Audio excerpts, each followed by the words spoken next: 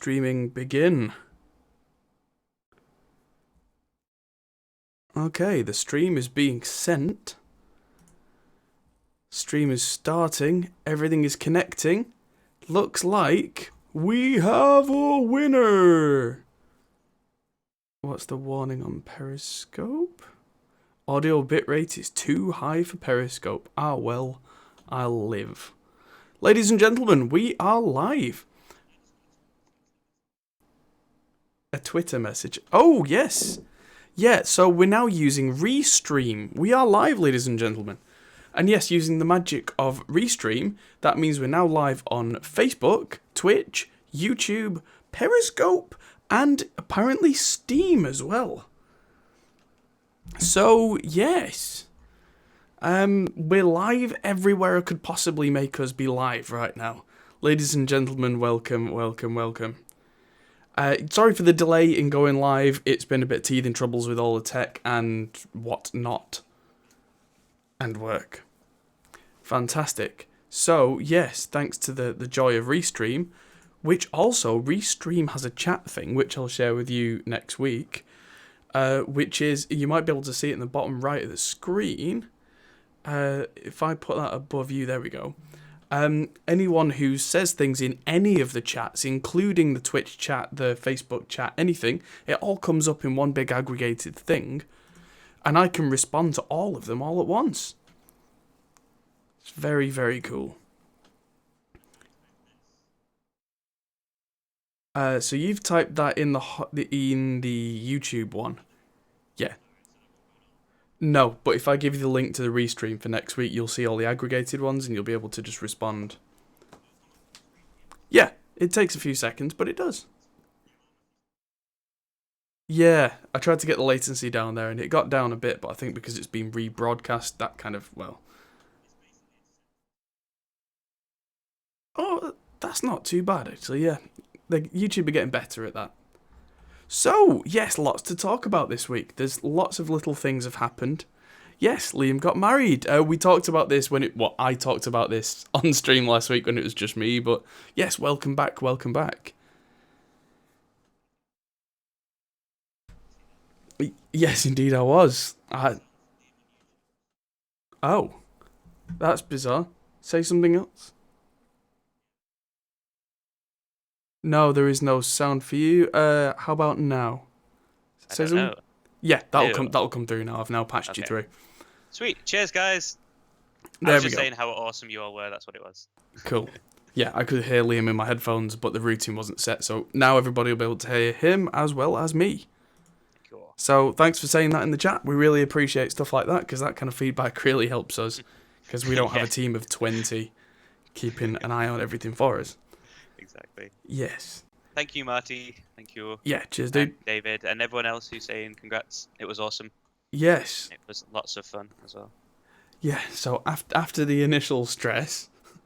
Yes. Yes. So yeah, a few stressful bits in the day. Adam was literally walking around, just following me all day, going, "Just be calm, breathe." I mean, I was pretty chilled most of the time, but regardless, he was like, "Just in case you're about to get stressed, just be calm." We had a few stressful moments. Yeah, like we did. The police saying that the wedding car wasn't allowed to get to the place where we were getting married. Yeah, that was pretty bad. That was a big one. Being in no audio issues though. No audio issues on the day. No. A little bit of oh no, there was in the morning with the sound system for the PA. With the someone had left one of the rogue channels on that was causing that buzzing. Oh yeah, so tech issues even at a wedding, and yeah, still doing tech. That's why you make him your best man, ladies and gentlemen. Yeah, people could dance because of this guy. Oh god, the guys who were setting it all up at the hotel, they were lovely people, but they were typically like, and we were like, no, there's issues, we'll fix it. Nearly got lynched at 1 a.m. when we turned the music off, and they were like, "We won't come on Eileen for the 17th time." Yeah, I unfortunately wasn't able to play my music. Oh yeah, that as well. People were just like, "We don't like this." Yeah. Fair enough. That's weddings for you. If I never play anything by the Killers ever again, it'll be too soon. But weddings are weddings. That is what happens. I've started to hear myself in my headphones. You are? Yeah, but only over the last 10 seconds, which is weird. Well, that's strange. Because Let's use. you're not supposed to be hearing it over Skype. Audio and video settings. Oh, it's sorted now. I think I don't know. Maybe it's just my Skype being weird. Oh, actually, the microphone is using. Yeah, there we go. So if you hear me through the webcam and not through the system, then at least you'll be able to hear me and not Myself. get that. Cool. Right, yeah. We'll work on that for next week as well. Technical stuff. We've moved to an entirely different broadcast machine. I've moved to solid Ethernet transmission instead of trying to do the whole thing over Wi-Fi. I'm back on using the SEX1 microphone with the Audient ID4. That's now replaced the old USB mic that I got. And we're using OBS instead of XSplit, which is a big shift for us. Because we've used XSplit for years and kind of sworn by it. And we were getting loads of frame dropouts, CPU pin to 100%, all sorts of issues that we had one tiny problem with OBS where it wouldn't work. And after extensive Googling, I found a solution. So that's what we're going to do from now on. Danny Quinn, you're right, Danny. Hey, Danny Quinn on Facebook. Danny's a friend of mine. He's a very good guitarist. He's very entertaining. Check him out. And yes. Where would we find such a person? You would find him in England, in the north. North of the wall. Yes. So, without further ado, let's get into our news articles. Oh, no, let's run the intro screen. Yeah, we didn't do the theme tune.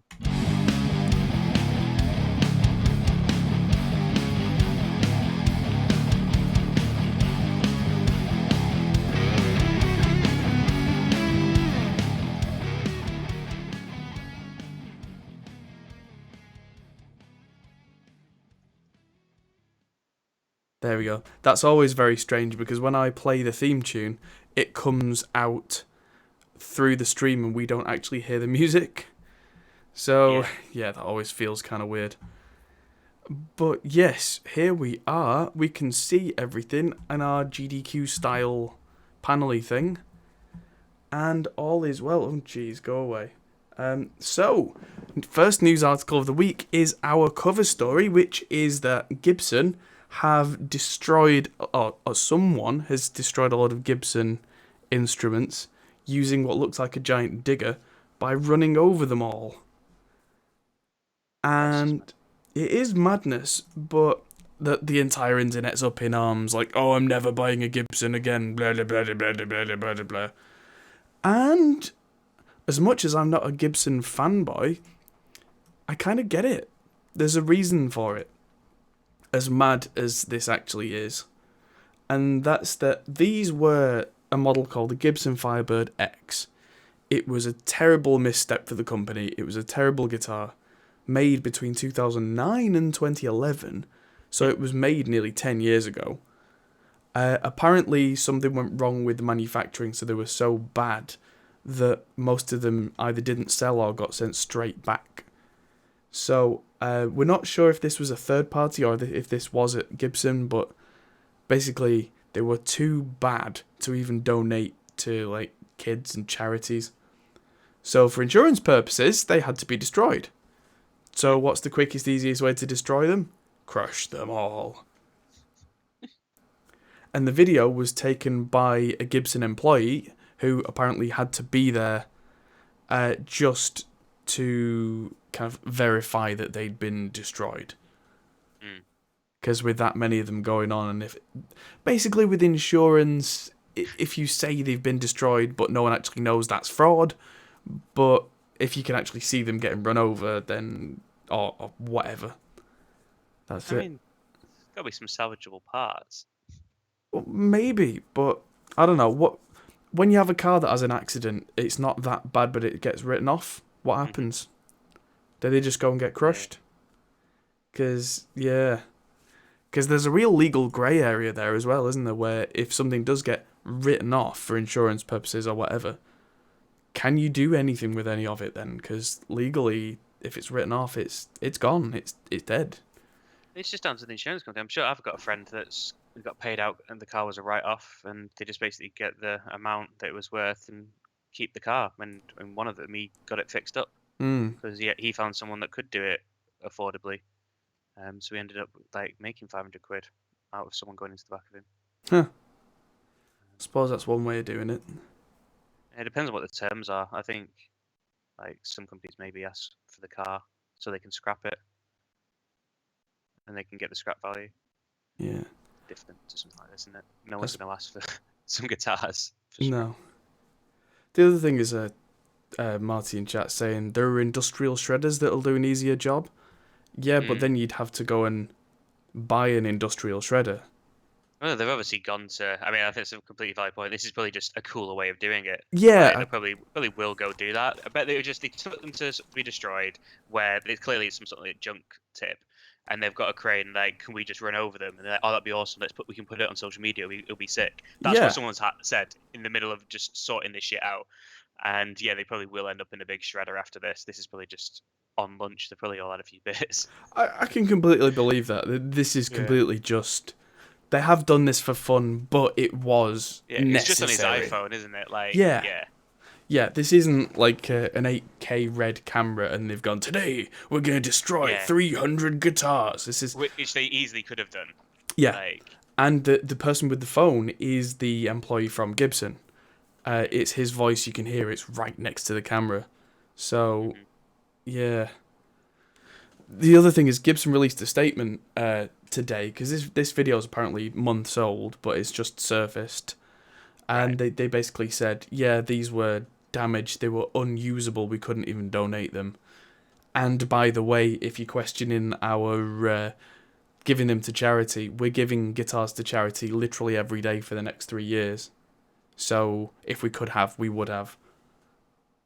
So I think when they're actually saying, like, if we could, we would have, and we are doing with other guitars, that's kind of fair to me. Yeah. Yeah. Apparently it was when they were closing down the Memphis factory, which again makes sense, because they'll have had these in a cupboard or whatever for years. Maybe, I don't know, hoping they could get round to fixing them. I don't know, maybe. But if these are set neck guitars as well, which means that kind of the neck goes right the way through, if there's any problem with that, you can't just take it off and put another one on. If it's screwed, it's screwed. So they'll have been holding on to them as inventory for some sort of tax purpose. And then they'll have had to just destroy them for insurance purposes, I guess. Yeah. So, but a lot of people, the internet has done an internet today, and people are absolutely up in arms about it. So, yeah, the electronics in them did look absolutely terrible as well. It was definitely an early 2010s, late 2000s Gibson misstep when they started doing the robot tuners and everything. Yeah, no, it did look a bit like that on the close-ups of the switches. It didn't look very modern, did they? No, design-wise. It was early Gibson robot tuners, that kind of thing. Which I think it looks quite pretty, but I'm not sure about the electronics. I've got a 2013 Gibson Les Paul, and the electronics in that are relatively flimsy, and they're not nearly this complicated. So if these were, worse than that, eesh. Yeah. So they were doubling down on we give guitars to charity with their reaffirmation of the Gibson Foundation and that kind of thing. But it's a guitar that's gone now, so never mind. The other thing that I said earlier was because this guitar's no longer made, it's not as if it was just the necks that needed replacing, for example, they could just make new necks. They'd have to completely retool a factory line. So by the time you've costed in an employee fixing them at an hourly rate, plus the parts, plus actually changing the tooling on a factory line, which would then have to shut a factory line down for the amount of time this takes, the cost suddenly is a lot bigger than you thought it was for just some guy fixing a guitar, because this isn't a guitar. This is 300 guitars. Yeah. If someone at Gibson has screwed up and a guitar went out that shouldn't have been right, that shouldn't have been going out, I get it. And they could have sent it back and somebody could have fixed it. But when we're talking about 300 of them, that's the thing. Who's going to do that? Not who can be bothered, but who is going to be paid to do that? If someone could completely fix one of these every day, it would have taken them a year. And that's a year's worth of salary. By that point, you're looking at your insurance company and going, guys, can we just run over these with a truck? Yeah. But it's one of those things. I mean, the other thing is, yeah, so recycling whole parts isn't more effective? Well, not in this case, no.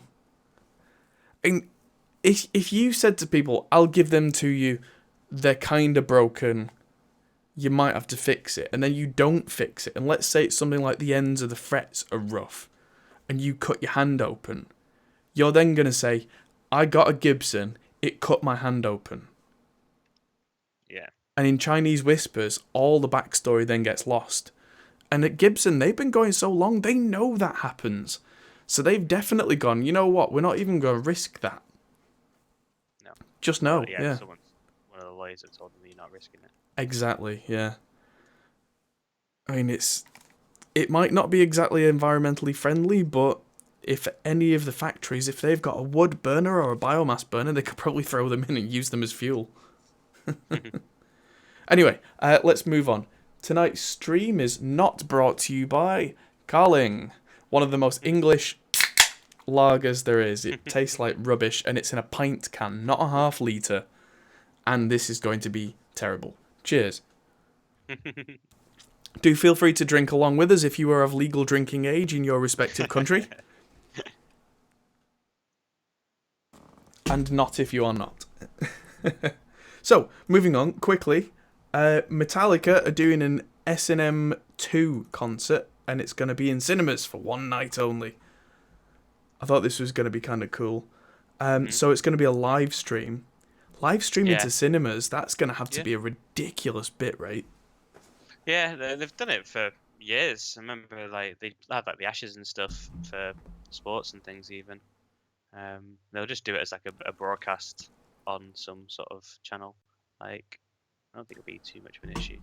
What you think, like, do it almost like on a private cable or satellite broadcast rather than internet-based? Yeah, I'd have thought so, given the speed. I mean, thing is, most cinemas will have stupid internet connections anyway, because they download all the films. That's a good point.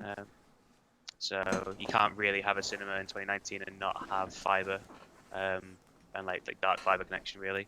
Like, you think of like even just where Sydney World is in Ashton, like that's on the dark fiber ring, so they probably have it. It's a It's good literally point. on top of it. Is it all like DPX, the images, which are like 16 megabytes a frame or something like that? I've got no idea. Yeah. I've not watched any of these sort of stream events.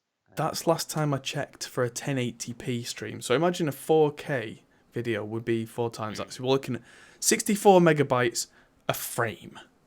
And if it's 24 frames in a second, and think how long just Avengers Endgame was. 50 with a lot of films these days. That's a good point. Not a lot, but some films. Yeah. On what they're doing. Damn you, Jackson. Times that by 3 hours. That's a lot of bandwidth you're going to need. You dedicated, like, multi-gigabit connections. Yeah, and that's per film. You can't be waiting a week for a single film to download when you've probably got 3 or 4 coming out on the same release day. Yeah. Imagine that you go to watch Infinity War and you can't because you get a streaming logo. You get halfway through and you just get the YouTube thing. Your cinema's not paid its internet bill. Yeah. There's Sky people in the audience desperately trying to give them like a bolt-on package. Yeah. Just use Sky. I've got some keys. They're in your own adverts. Yeah. So, yeah, I thought that was an interesting little thing that it's going to come out September 6th. So it's going to be a live broadcast. So, one of our favourite bands when we were about 12, Blink, are doing... Yeah, so the granddads of pop punk. Ooh. They are now. New EP featuring the ageless Pharrell Williams and Lil Uzi Vert, who I know exactly who that is. He's one of those SoundCloud guys. Lil is kind of like code for SoundCloud rapper, isn't it? Yeah, sure. That's what it means. Mm. I saw a thing on Reddit today. Mark Hoppus was walking down the street recently. It was like on Twitter or something that he posted it, and someone was wearing a Tech V Pants and Jacket T-shirt or something. And he was like, "Oh," he's walked past him, "Hey, cool T-shirt." And the guy just turned to him and just looked him up and down, really confused, and said, "Oh," right," and like, noticed the T-shirt. It's like, "Ah, cool, yeah. I went to see them last night," and then walked away. He had Really? no idea who he was. He went to see them the night before. Yeah, it's like. I mean, I've heard stories of people not quite knowing who a band is, but that's just next level douchebag. Yeah, well, I don't know. You just don't expect this old man to be the guy that was on stage last night. I suppose in people's minds as well, Mark Hoppus isn't that old. Yeah, Yeah. like I still like. He's still got the same haircut, so basically, if he's on stage and you're at the gig, he still looks the same as he always has done because he's small, blurry because he's far away. So. He's not small, he's far away. They're also set to release a new album in just over a month. Yeah, I saw about that. Yeah, so they're working on a new EP, which they're going to release after the album. So it's going to, I'm basically guessing it's going to be songs that wouldn't have fit on the album stylistically. I mean, Travis Barker and Pharrell, like, it's a good mix right there. Do you think is it gonna be as good as, say, I guess it's not quite a mashup, they're actually making songs for it, but kind of it makes me think of things like Linkin Park and Jay-Z, their album, kind of mixing the sort of hip hop and the rock side. So I wonder whether it'll sound like a pop version of that.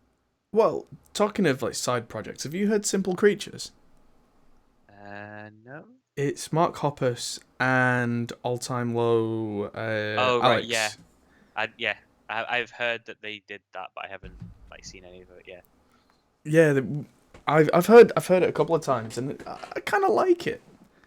I'll have to have a listen. Yeah, it's not All Time Low, and it's not Blink. It's a little bit of both, but a little bit of that, almost like the newer Fall Out Boy-ish stuff. It's just Mark like desperately trying to find a new Tom. Like the amount of people he's gone to, like because the guy that's at the moment used to be Alkaline Trio. Yes. And then he did that. Yeah, Matt Skiba. He did Plus 44, which was that? It was the guy from Simple Plan or something, I think, or one of those. But that was another band. Is I basically, what can I do that doesn't involve Tom, and try and find that sound.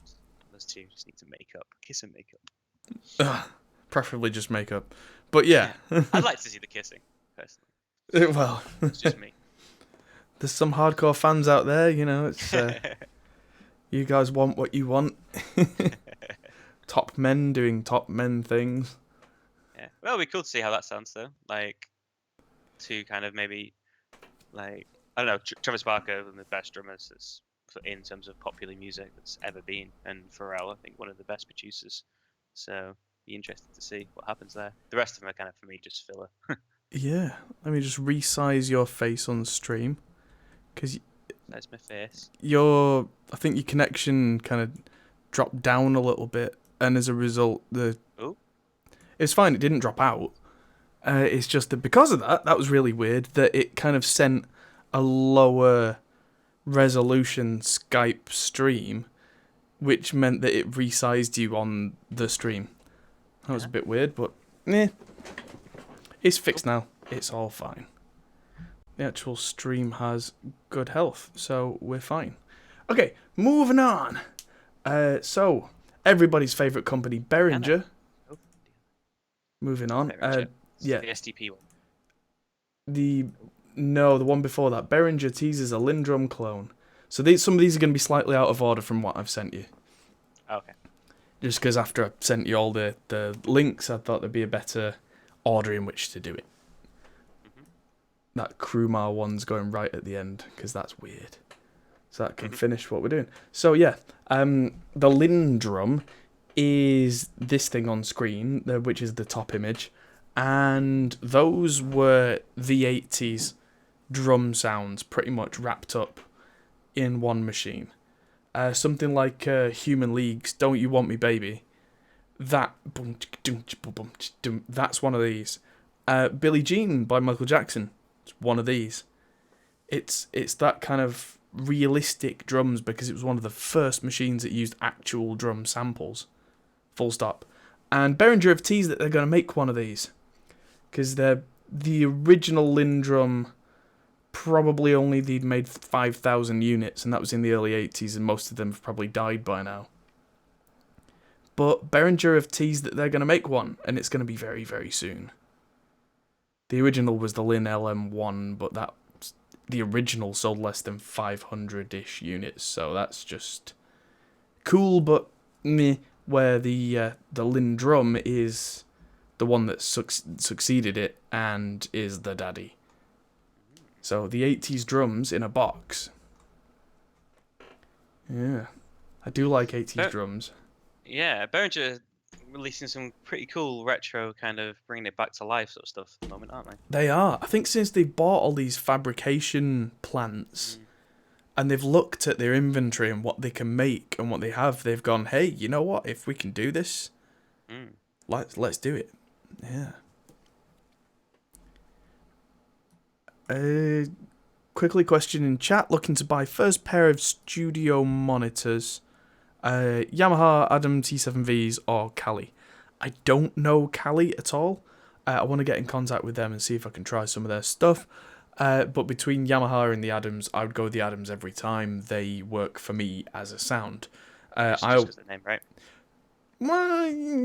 Yeah, no. It is a nice coincidence. Honestly, it's just coincidence. But Yamahas, I've always found they sound really boxy, whereas the Adams sound more full range to my ears, and I find that gives me a better response. He's in rock and blues. Honestly, makes no difference. I don't believe that what genre you work in should affect what monitoring you pick. And yeah, because that's kind of the whole point, that your monitors should be clean. Yes. And give you let you hear as much of the sound as possible in the best way. It's not going to replicate the listening environment for someone else. So yeah, if you want to test how it, then you need to get it right. This is something we talked about a couple of weeks ago, isn't it? Yeah. You need to make sure you get it right on a purist level. Okay, this is technically correct of where the waves should be or where all the sound should sit in the place, and then through mastering and then checking on different speakers. Okay, well, knowing this sort of music, people like to pump the bass or scoop the mid when they listen to this sort of music. How does mine sound in relation to that? Yeah, that's very much a next level thing, but that shouldn't be that much of a difference if you're not fighting your system to begin with. Yeah, that's it. Because a lot of people used to get KRKs because they had loads of bass. And when you're listening to a track that's like, I don't know, dance or whatever, you think loads of bass is more good. But then you mix your song so it sounds like that, and then you play it on somebody else's system, and it's got no bass. For example, because you've got so used to hearing lots of it that you naturally don't add enough. That kind of thing. Yeah, most of the Lindrums lived in their boxes stored in closets filled with 80s stuff. Yeah, that's true. And in the 90s and 2000s, a lot of the stuff in the 80s, stayed in people's cupboards and closets because it wasn't needed anymore. But like, some of it's coming back if you can find it. The Yamaha DX7, for example, there were lots and lots of them made and a lot of them floating around. I now in my studio have a Mark I Yamaha DX7 in pristine condition because it floated around in people's project studios and home studios, and my dad ended up trading it with someone who was like, just kind of take it, get it out of my space. So he traded it for some value, but probably not what it's worth now, because now that people are realising how good some of these sounds are, the prices are changing from kind of, oh, I'll give you some money for that thing in your cupboard to, oh my God, you've got one of these. Mhm. Yeah. Yeah. Yeah, so that's an interesting. It's only 10 or 15 years ago that the same thing happened with rack gear in studios. I kind of missed the boat on that. But maybe late 90s, early 2000s, as people were moving into Pro Tools, a lot of the rack gear, the prices went through the floor. You could pick up original vintage rack units that used to be worth thousands for almost nothing. Mhm. And now people have realised what they're worth, and they've gone back up to the original prices and more. It's getting kind of crazy. Luckily, I can get most of the sounds I want digitally, which is my preferred workflow, thankfully, because otherwise I'd be flat broke. But yeah, it's just interesting the way that market's gone. So, moving on from the sublime to the ridiculous, the STP Vestax story. You must have heard of Vestax. Yeah. Yeah, so they make DJ stuff. Very good DJ stuff. And they are making a DJ mixer, which is the bit for if you're not a DJ that goes in between your decks that you blend your channels with, do your crossfades and that kind of thing. They're making one called the Phoenix, $10,000. Holy moly. How would you make a 10 grand one? Well, that's the question, isn't it? Like a vintage Neve mixing desk, you might have been looking at original purchase price of something like $3,000 per channel.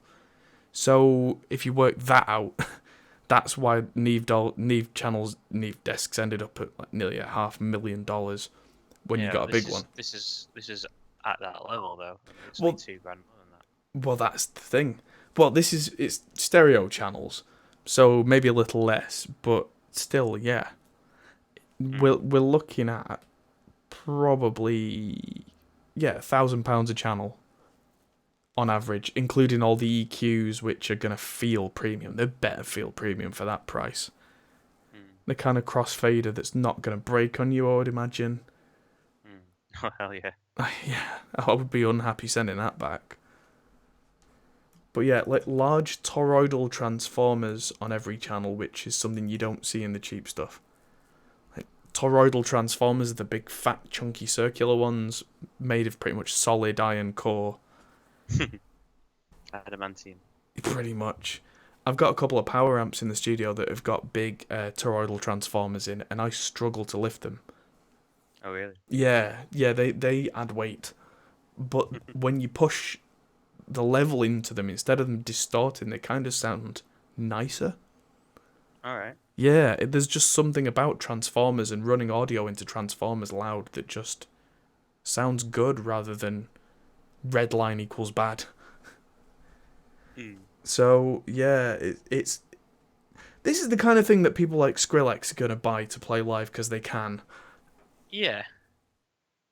This is that kind of, I got money, I want to spend it. What can I spend it on? It's that kind of thing. Definite money. Like, do you think it's gonna be worth the money? No, and yes. I mean, it's one of those things where at this price point, if I had a budget where I could just about afford one of these, it would absolutely not be worth it. But if I was a baller and it was like, well, should I just get the one that everyone else gets, or should I get this one? I'd get this one because the quality is that next step up, but the price ramp is ridiculous. Right. It's kind of like the difference between getting a nice car and getting the one with all the aftermarket stuff. Mhm. If you're someone who's got a reasonable wage and a reasonable living, you don't get the crazy one. Mhm. But if you're a footballer or, whatever, millionaire, yeah, you get the upgraded one because for you it makes sense. Yeah. Okay. Yeah. Yeah. I can understand that.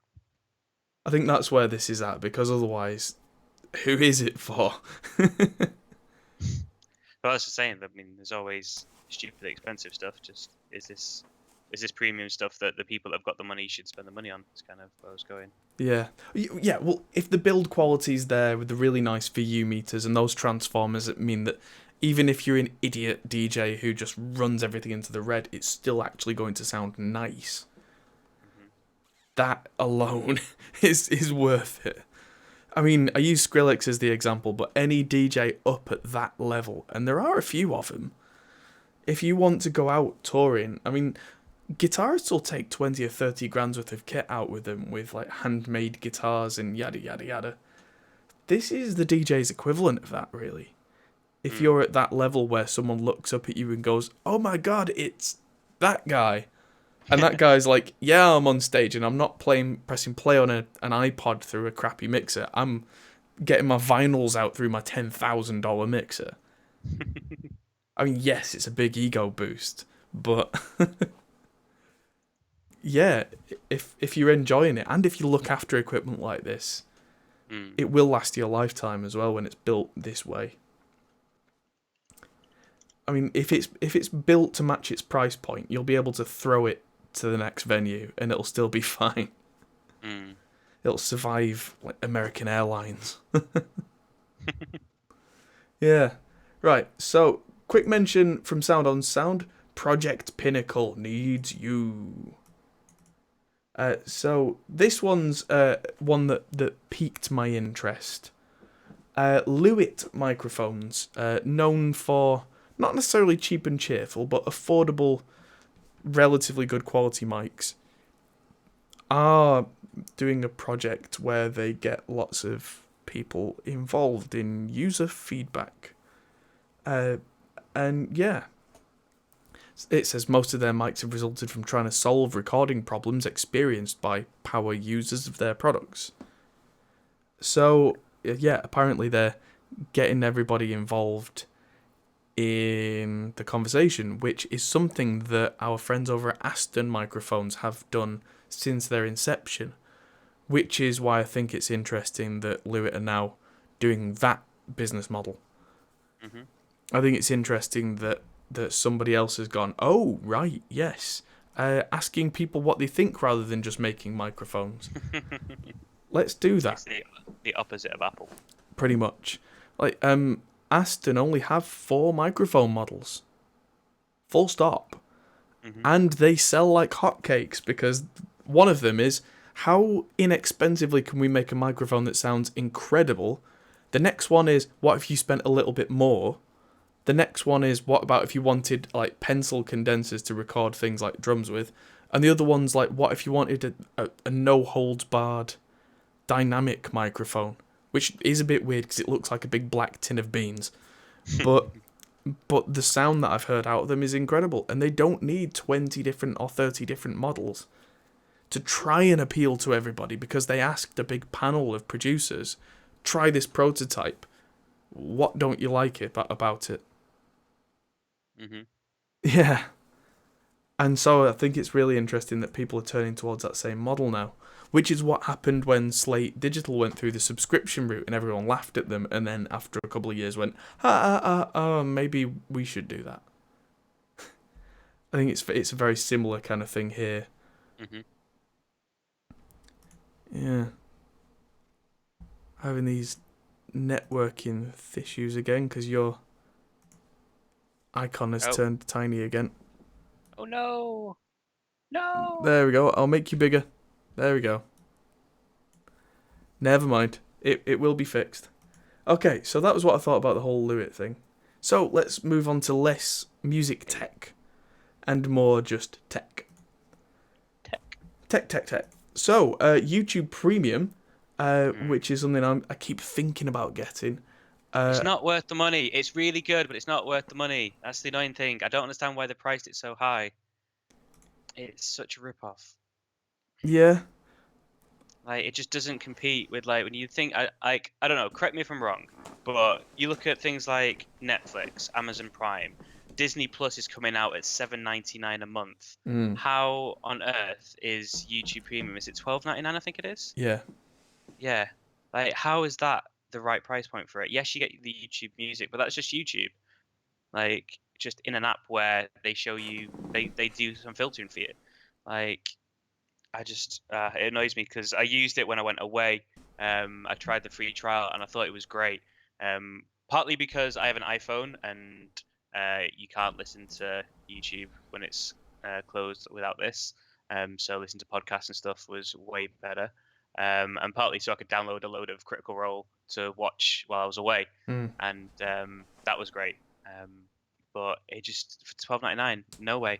Like if it was 3.99, 6.99 maybe, but I think anything under a tenner, I would probably have it. But at Yeah, 12.99, it's just like no, it's just not worth it. Or if you could share it across accounts, or like I don't know, like it just feels like a very like it's more expensive than Spotify. Like what's going on? What do you think? I've always been baffled by the odd decisions that the guys at YouTube make. Like, why is this news today that you can get 1080p offline video and it's been capped to 720 until now? Yeah, So, why was that a thing? yeah, I didn't realize a thing. So that's the only thing I download Critical Role streams, which I don't need to watch at high res. So no. I mean, quite often I listen to stuff in the car while I'm driving that's on YouTube only, but I'll listen to the audio. hmm On YouTube Premium, you can listen to audio only mode. hmm Why would I pay more than £10 a month for a thing where I can basically just take the phone and just turn it upside down? yeah. It's like, I can already do this with a simple fix. Why do you want me to pay? Like, And then the other like most mobile providers now, because I was looking at getting a new phone because I'm an iPhone 6 and it's really dead. yeah. And like with EE, and I'm sure other ones do, they all have packages that include like data. For like YouTube, it's just included, so you can watch as much YouTube as you want and not use any of your data.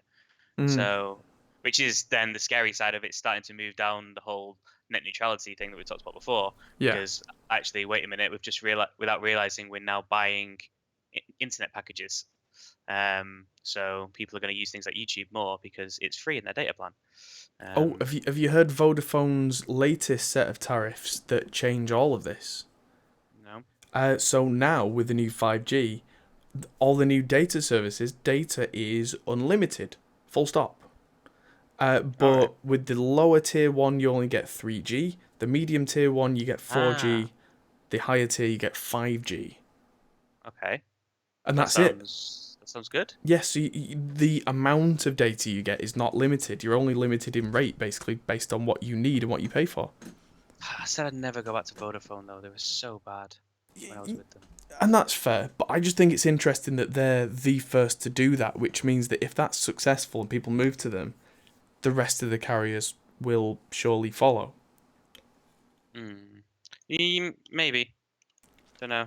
I mean, They like to have they do all actually seem to have their own way of doing things. I mean, this is completely off topic from audio, but um, like for instance, you've got the packages with their monthly line rental is way higher than the others, but they give you more for it, mm, and it's not a loan. It is just here's the price per month. Whereas O2 have gone really down the line of okay, so you rent the phone from us, and then you have a mobile package, and then that's it, and they're two separate things. So like that's the thing. I'm currently paying like £12 a month because I got my data plan from a friends and family thing, mm. and I haven't paid my phone in years. So Yeah, that's it. I think I pay £17 or £18 a month on O2 and I get unlimited full stop. It's just all the things. And I'm not going to get myself a new phone with a different contract if I'm still on that kind of thing, because I'm never going to get that again. yeah, no, I went away from my unlimited um, because I had a £30 unlimited contract. 17's awesome. Did you get that? That was that through Yes, Jonathan? 50% discount. It was Yeah, through Danny, but it was an O2 staff discount, yeah. through that store. Yeah, Yeah, so the full um, price is twice that. But, yeah, yeah. yeah. The full price is twice mine, but I'm on 20. Which you can use up when you're abroad using Reddit. Mm. You didn't, you wouldn't like the thing that using my data is Reddit if I'm away. It downloads so much in the background that you don't realize. mm. Like any video that you skip past is already automatically downloaded. Mm. Anyway, way off topic now. Well, still on So this YouTube, topic. So, yeah, yeah, we were. So, from YouTube to Mixer. So, yeah. we were Oh, no. talking at the start of the stream about the restreaming service that we're Holy shit! using, and He Yeah. really has announced. Yeah, so Ninja, basically the biggest What? streamer, or one of the biggest streamers now in the world, is ditching Twitch. This is the biggest win for Microsoft ever. Yeah. This could like it's stupid, but it's a bold statement. This could make them win the next console war. Mm. It really could. Ninja is that big, Wow. I knew he I was think. big, but yeah. Like he is the gamer for kids. Like Ninja is like because he was the first to go like as the kids would say these days, facts of 50, apparently, on Fortnite and streaming, and then everyone else sort of caught up from there. But like he just went all in when everyone else was still playing PUBG, and he went all in on the sort of the younger market, and getting kids over from YouTube to other streaming platforms. Mm. But like they must be paying him an absolute bucket to do this because he's got like 40,000 subs or something on Twitch, which is um his what's that? That's Yeah. like Times it's that like by and it's 4-ish. not yeah 3 because he usually be at 2.5. I think he gets 3, so it's 120 grand a month he's making just from the Twitch Primes essentially because most of his stuff is Twitch Prime. Yeah. And yeah, you're not going to get. Unless they have a similar subscription service on Mixer, Oh which yeah, I'm not aware of. holy crap though! What a fucking steal though. What if say they've given him 5 million a year to Yeah. move to Mixer and say there you go 5 million a year and you exclusively sign with us. That's 5 times the amount almost that he's making currently, and that's nothing for Microsoft for how much publicity it'll get him, Yes. and for Mixer, and it could make Mixer become a platform because I've always. Yeah. all the other streamers that stream Fortnite will want to stream Fortnite at the times that Ninja isn't streaming on Mixer now, because that's how you get popular on Twitch is by making sure that you're on when the sort of big guys are just getting off, so that people that want to watch that game and carry on watching it, they'll flip through and find someone else. Mm. So yeah, you'll get people from Twitch leaving now as well. Other people, I would have thought so, yeah. smaller people, but yeah. Having had an Xbox One for a few years, basically been tied up in the Microsoft ecosystem. Whenever I've played anything and it said, like, originally share it on Beam, which is now Mixer, my initial thought was, lol, no.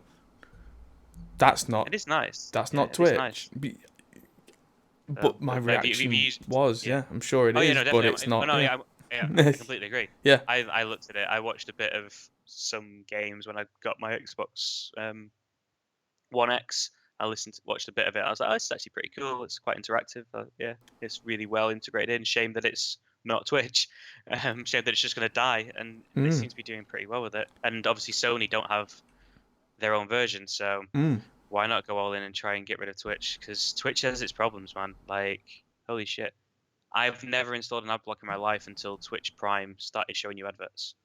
Like, it Mm. changed the whole way I surf the internet. That's how bad its marketing is. Yeah. Well, that's not good. Was Twitch independent to begin with, and then bought by And they got bought by Amazon? Amazon. Yeah. Yeah. So I know it's been Amazon for as long as I can think back, but yeah. Massive conglomerates after your money. Yeah. Amazon haven't done. I mean, the Amazon Prime thing was like made Twitch what it is today, but then they kind of also killed it about 6 months ago by Yeah. changing the way the advertising works. I remember that. It was a real pain. Yeah. Oh, yeah, so Ninja's appeared on the cover of the ESPN magazine and has been featured on The Ellen Show.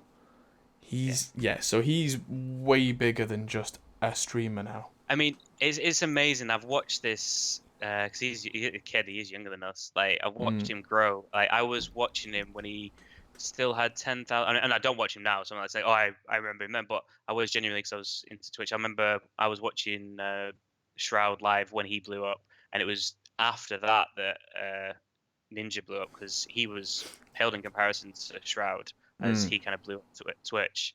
And then I remember watching a documentary like showing Ninja because he's a pro Halo player, Alright. and that's why he was streaming. And when Fortnite came out, he was still playing Halo. And then PUBG came out and he started playing that. And I watched this video and it was showing him living at home and how his parents were really proud of him for winning like a few £1,000s at tournaments and saying that he really wants to become a streamer. And it's amazing to watch. And then he just went all in on Fortnite. He just ditched all the other games and decided, I'm just going to play this and nothing else. And then he focused on trying to tell everyone on his YouTube channel, which was growing, to subscribe to him on Twitch, and he managed to move his YouTube crowd over to Twitch, and then that was it. It just exploded. All the kids using their parents' Amazon Primes, and it was just mental the speed that he grew. And now he's a force. Like, he could make a game for you by just playing it. Yes. I mean, Fortnite itself is so big. I mean, it was in Avengers. Yeah, I mean, that's not something that you take lightly. No. That's ridiculous. And he's the number one player, really, in a game big enough to be referenced in the biggest popular culture on the planet. Did you see that there's a 14-year-old lad that came second in the World Cup Fortnite thing that's just happened in the duos, and I think he came first in one of the other tournaments or something as well, categories. But either way, it's like a kid. He was 14, 16, something like that. He's won $2.5 million in prize money. The highest prize money in esports before that, well, now currently, is Kuroki, the captain of Liquid in Dota. He's won TI. He's been playing like 10 years and he's won $4.5 million in his career, and that's the most anyone's won. This kid's won half of that in one night in a Fortnite tournament. Wow. Like, yeah, I mean, TI is about to happen. The prize pool for that is 31 million. Like, nothing's competing with that yet, but yeah, you're going to see some crazy stuff happening now, I think. It's insane. I think a lot of larger organisations are finally starting to realise that this is the thing that's replacing a lot of other media. Mm-hmm. And there's money in it. Yeah. Yeah, so much as money. Speaking of Fortnite, Epic tells Fortnite players to unplug their Kinect Right. on Xbox One. Apparently, it's causing issues, stability issues. I'm a person who still uses a Kinect. I'm probably one of the few people who uses it day in, day out at this point. Oh yeah, I need to buy that adapter. I only stopped using mine because you couldn't get the adapter when the Xbox One X came out. Oh yeah, because you got an X, yeah. Yeah, I use mine a lot because having a young, tiny human in the house, I quite often have to pause things or turn it off or turn it on or change channel or whatever, whilst my limbs are stopping a child from doing damage to itself. I quite often am not able to hold a wriggling child and grab a remote or a Xbox controller, so I shout at it a lot. And it routinely ignores me, but it's really useful having it there. Yeah. And to be honest, I'm not much of a gamer anymore. I mean, that's been true for a while, but with the obsession with the YouTube thing and everything else that I do, I just don't have time. I mean, yeah. Since the child appeared, gaming time has been replaced with child time. Yeah. Yeah. But Which is the right way for it to be. Yeah, until she's old enough that child time can be game time too. Yeah, exactly. And you just got to hope that Fortnite still doesn't exist. Because I love playing games with my nephews, but they just always want to play Fortnite. Like, occasionally I might get a few games of Overwatching with them, which is fantastic. But then we've got to play on the Xbox, and I just can't use a controller on Xbox anymore. To the level that these kids can. Jesus Christ. Yeah, I wonder if Fortnite there's any Overwatch players in the chat, because quite often people will search for Reaper on YouTube and find me instead. Oh, that'd be amazing if someone's actually been looking for Reaper and found you, and there's like, oh, I quite like this guy. There is a thread on one of the Reaper videos. It's like 20 comments long of someone saying, "What? This isn't Overwatch," and it just kind of going on. Yeah. So I wonder how much of that was serious. Probably none of it, but hey, I found it hilarious.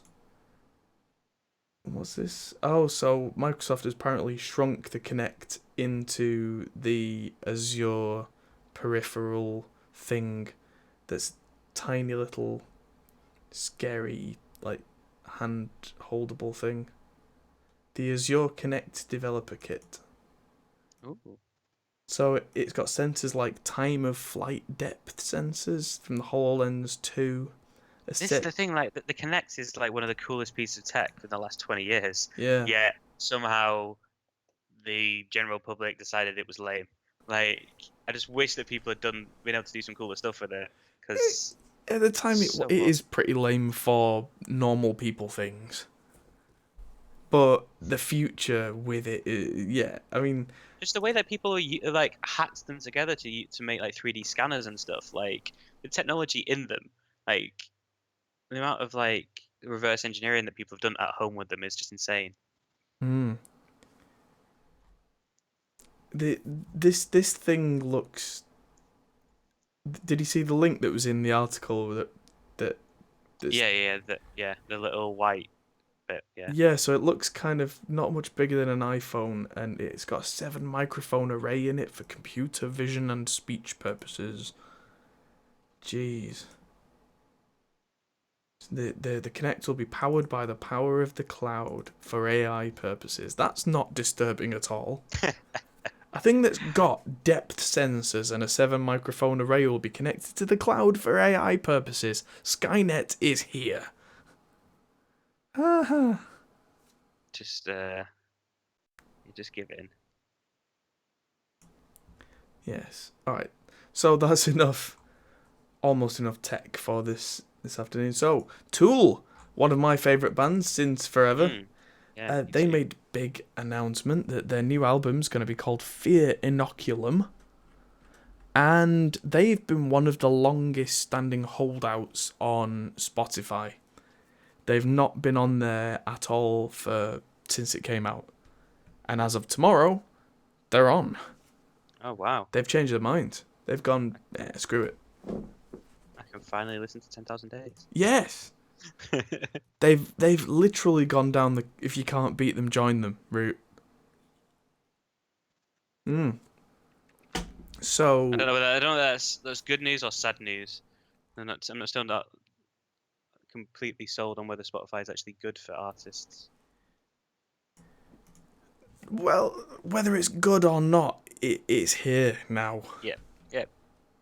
So I think that's it for me with Tool. I think they've finally gone, you know what, we can't hold out against this anymore. It's like fighting the tide. Hmm. Why not, in their words, learn to swim? Hmm. Haha, Tool references.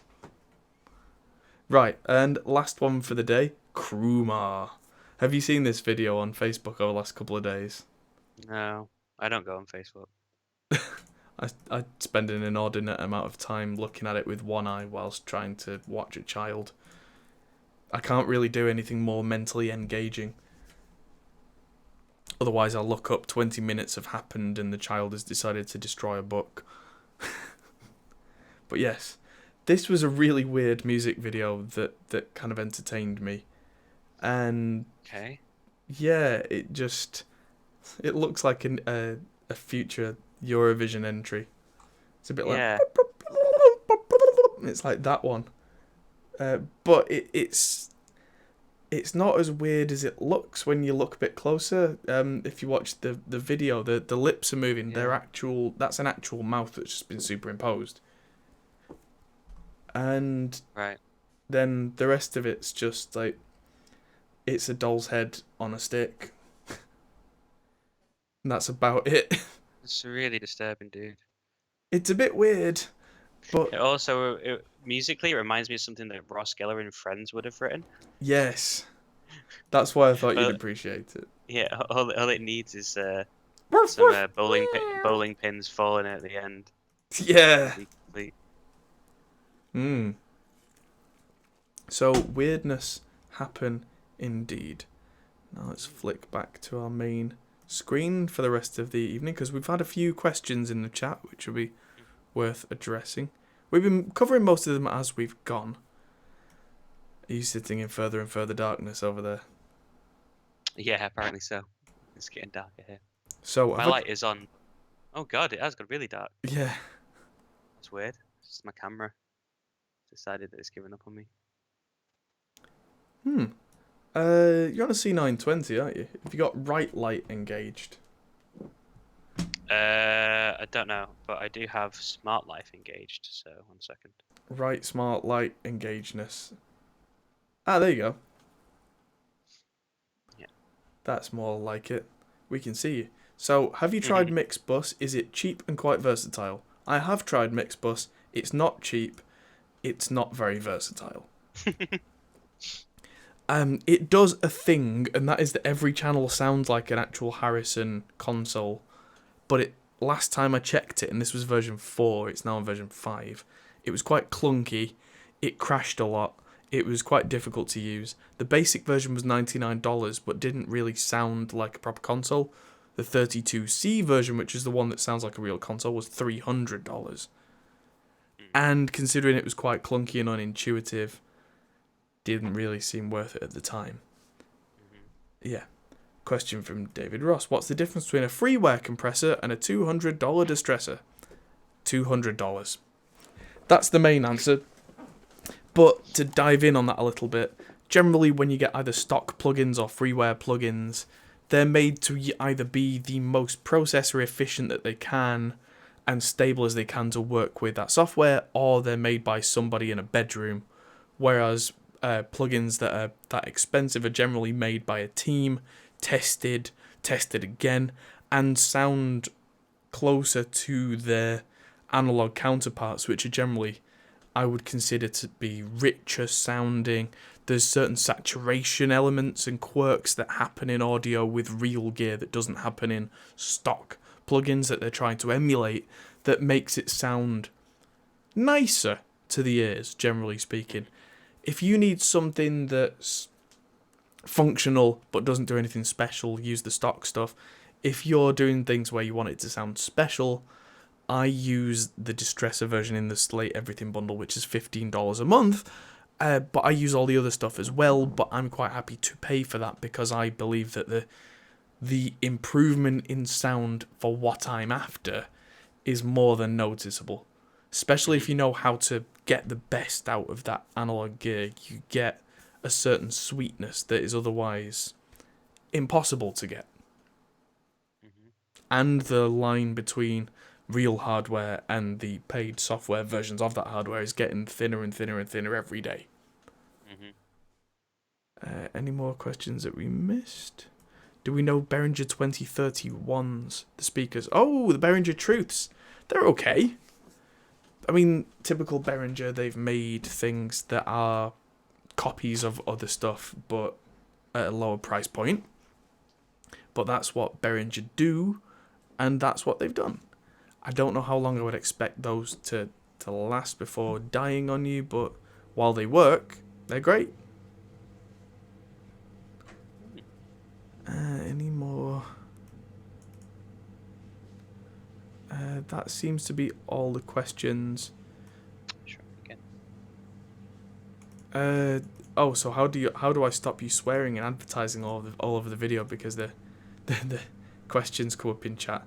I just ask you all to be reasonable.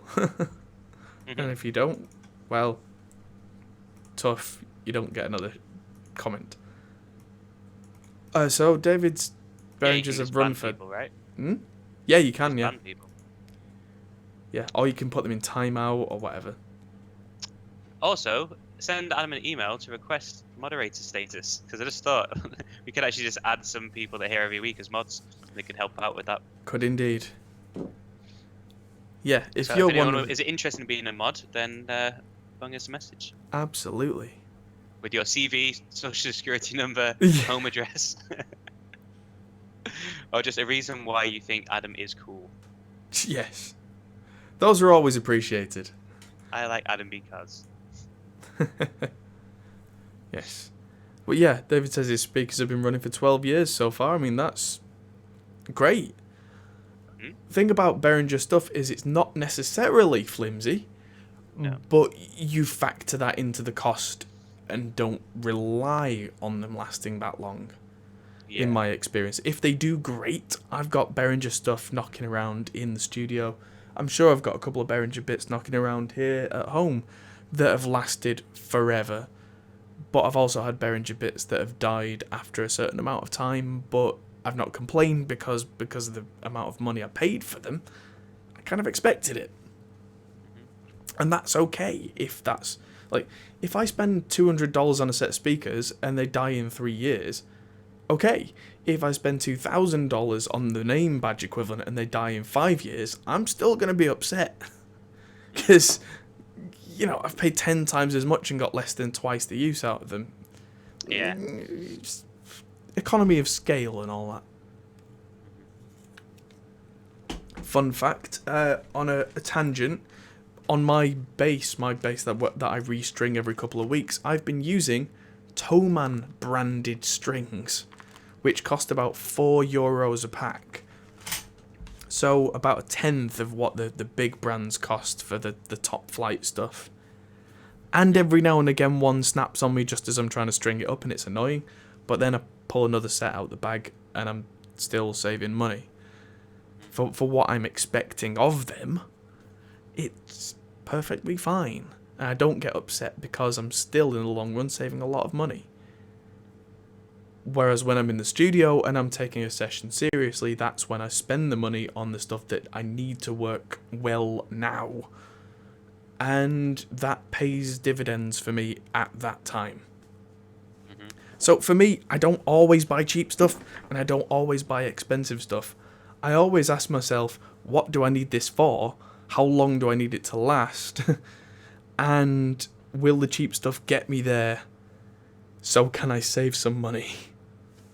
If all those answers are yes, then I buy the cheap one. But if it's something where it's like, it's a false economy because if I buy something and I have to buy it again, then I'm losing money, that's when I'll spend the extra money on the good stuff.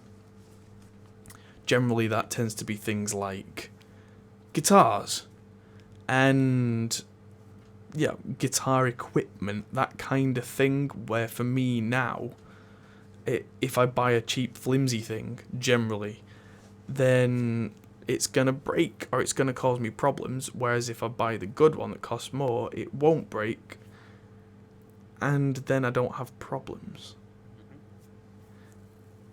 Yeah. One more from Joe Vaughan. So, input on the RME radar. Yep, he's now looking at the RME AIO. Any experience with that card? I've not used it specifically, but it is essentially the same as the radar card, but kind of slimmed down with a couple of analog outputs on it. They're from the same family. They're both great. In fact, the performance of the AIO, I believe, is even better because there's less on it. There's less for the computer to deal with. And Marty V says, what amp would I use for an 8-string guitar tuned low? Basically tuned low. What sound you want? Yeah. What amp would I use depends on what sound I want. There is no right answer there.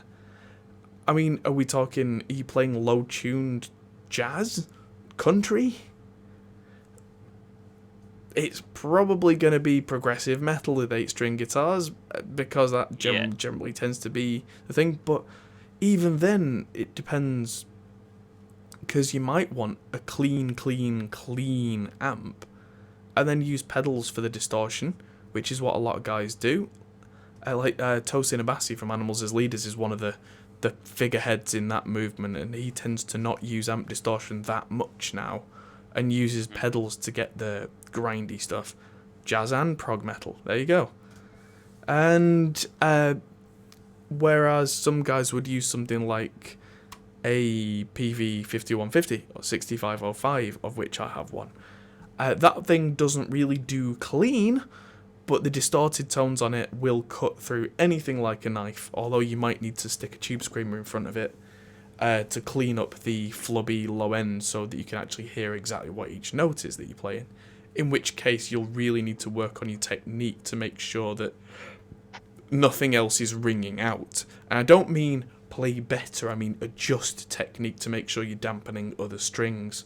Because as someone who plays extended range guitars and basses quite a lot, I had to do a lot of adjusting of my playing style, because the more strings you've got, the more stuff can ring out when you touch the body or touch the neck and clang.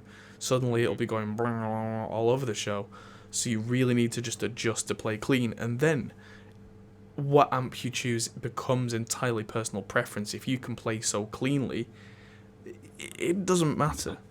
And then it's more cabinet choice than amp choice, really. And if you're playing that low, you probably want a lot of focus. You'll probably want a 2x12 because you don't want too much super low end. Despite the fact that your guitar is tuned super low, if you have too much actual super low noise coming out of that cab, it's going to come out as... So you kind of need to dial back on the low end a bit in the cabinet, which is why I use the Zilla Fat Boys for stuff like that, because it's so focused that when you're playing, it's not kind of trying to fight you and go... It's just going... When you're playing different notes, it's going... and giving you that clean attack, which for that super low stuff, close back 212, yep, bingo. And then it's all about speaker choice, so you can get down this rabbit hole all the way. So, yeah, for if I was to play an 8-string, I'd use my PV6505 Zilla Fat Boy with red backs in it, because those things will handle that thumpy super low stuff. Tube screamer in front of it. Probably noise gates everywhere, because when you've got an 8-string, it's going to go and cause lots of noise. And that's what I would do. But then for cleans, I'm kind of screwed, because the 6505 doesn't do them. The green channel with the gain backed off is still quite gainy. But then it's great for the studio, because when I need gain, I just plug that in. When I don't need gain, I turn it off and I unplug it, and I put a different one in. Actually, if you can get a PV Triple X on the second-hand market, they're really, really good. I have one of those as well. And that one, fun fact... I said, of course you do. Of course I do. That one was supposed to be the George Lynch signature amp. George Lynch of Dokken and all the other stuff that George Lynch was a part of. Lynch Mob. All that kind of big rock and roll. Apparently the deal never went through, so it became called the Triple X and not the George Lynch amp. But that thing's got a really nice clean channel. A really aggressive, crunchy channel that's actually more like kind of a Mesa. And then it's got the Ultra channel, which is more gain than I've ever needed. But the tone's kind of cool. And it's even got a knob on the back for loose, medium, and tight, which does exactly what it says. So if you want to play sludgy riffs, you stick it on loose and you go. If you want it like 8-string with more control, you put it on tight. And it does that. So you can probably find one of those on the used market for not very much at all. I think I paid 400 quid for ours, thereabouts. 350, something like that. Okay. Yeah, which, considering these things went for about 1,500 new, that's a bargain. Not as much of a bargain as that 5150 I got, though. Did I tell you how much I paid for that? It was not very much, if I remember. 200. That's ridiculous. Absolutely ridiculous. You keep your eyes on the Facebook Marketplace and eBay and everything for long enough, something will come up. Yeah. Yeah.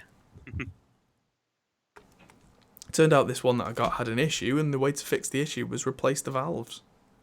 Done. Yeah, I remember you saying, yeah. Yeah. And I released a video a couple of weeks ago comparing the old valves and the new valves, and the new ones did genuinely sound better, which surprised the hell out of me. Because I've always been of the opinion that valves don't really change the sound. Yeah. All I can surmise from that is that at least one, if not more, of the valves that were in it had been in that long that they'd fallen out of spec, that they weren't working properly anymore. Because I'm still generally of the opinion that brand new, properly set up valves from set to set won't sound very different at all. But I can see why old, crappy, worn-out ones, when replaced, would make a difference now. And the first impression was, it's just louder. But then I tried playing the old valve guitars and the new valve guitars in a mix, and the new valve guitars on a phone were clear. And that was surprising to me because it didn't sound that different on like professional headphones. But on a phone and then on an iPad which, you know, you're generally discouraged from checking mixes on those things. Hmm. But I'd already done the video. I was watching the video back, just kind of double checking it. That's when I heard the difference, and that took me aback. Hmm. Because it wasn't the kind of thing that I tend to listen for when I'm making a video. Because why would you? Yeah. And then, yes, so suddenly all this clarity comes through on these phone speakers. When people complain, it's like, oh, I'm spending all these thousands on someone's going to listen on an Apple earbuds or whatever. Yeah. Yes, they are going to listen on those. And if you can make your mix sound better on those, do it. Yeah. And that's the bottom line for today, ladies and gentlemen. Indeed. Anything else to add before we disappear? Headbands are cool. Other kinds of bands also exist, but headbands are cool. No. Alright, Good show. Good show. yes. We managed to make it Smart. through without our technology abandoning Yeah. us as well. It feels much more stable. Like the stream looks much better. Yes. Other than this weird kind of me popping into half sides every now and then. Yeah, I'll have to see what that's about, but I imagine that could just be a Skype thing. We'll see. Hmm. Cool. Alright, cool. Okey-dokey. Alright, well thank you everybody for tuning in. And Yes, we'll see indeed. you all this time next week. Or hopefully on time. Same bad time, same bad channel. Yes, indeed. Thank you everybody, and we'll see you very soon. Bye. Bye.